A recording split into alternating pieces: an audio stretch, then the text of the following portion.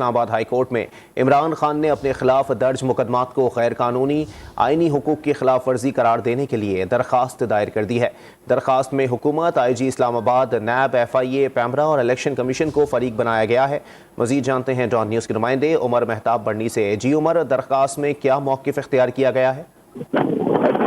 وزیر اعظم عمران خان کی جانب سے اسلام آباد ہائی کورٹ میں درج درخواست میں موقف اپنایا گیا ہے کہ عمران خان اور PTI کارکنان کے خلاف 100 سے زائد غیر قانونی من گھڑت مقدمات درج کیے گئے۔ ہزاروں PTI کارکنوں کو اغوا کیا گیا جن کا ابھی تک کچھ اتا پتہ معلوم نہیں۔ عمران خان PTI کارکنان کے بنیادی حقوق کی سنگین خلاف ورزی کی جا رہی ہے۔ حکومت کی طرف سے آئین کے آرٹیکل 9، 10، 14، 15 اور دیگر کی خلاف ورزی کی جا رہی ہے۔ درخواست میں کہا گیا ہے کہ شہریوں کے بنیادی آئینی حقوق کے نفاذ اور تحفظ کے لیے عدالت کی مداخلت ناگزیر ہے۔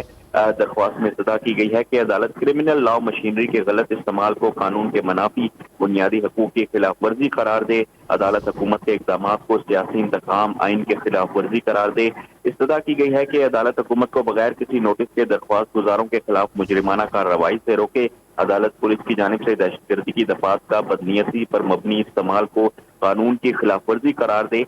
درخواست میں مزید استدعا کی گئی ہے کہ عدالت پولیس کو درخواست گزاروں کے خلاف محض شکایات پر مقدمات کے اندراج کو روکے۔ اسلام آباد اور ملک کے دیگر حصوں میں ایک جیسے مقدمات کا اندراج گرفتاری میں طوالت کا باعث بنتے ہیں۔ ملزمان کو ایک علاقے سے دوسرے علاقے منتقل کرنا بدنیتی پر مبنی بنیادی حقوق کی خلاف ورزی قرار دیا جائے۔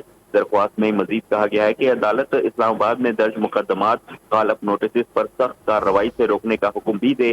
PTI کارکنوں کی اجتماعی گرفتاری، اغوا کیے جانے کو آئینی بنیادی حقوق کی خلاف ورزی قرار دیا جائے۔ فریقین کو مقدمات کی تفصیلات کی جامع رپورٹ جمع کرانے کا حکم دیا جائے۔ جی بہت شکریہ عمر بڑھنی اپڈیٹ کرنے کے لیے۔